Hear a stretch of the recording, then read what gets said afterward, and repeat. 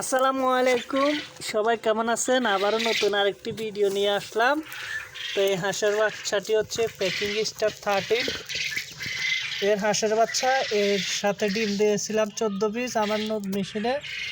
তো 14 পিস সবগুলো ডিম নষ্ট হয়ে 3 পিস ডিমে বাচ্চা আসছে। 3 পিস ডিম থেকে 1 পিস বাচ্চা পাইছে। তো আপনারাই বলুন, একটি হাঁসের বাচ্চা যদি 150 টাকা হয়, তাহলে এই হাঁসের ডিমের দাম কত, আর এই বাচ্চাটার দাম কত পড়ছে? আপনাদের কাছে আমার এই একটাই প্রশ্ন।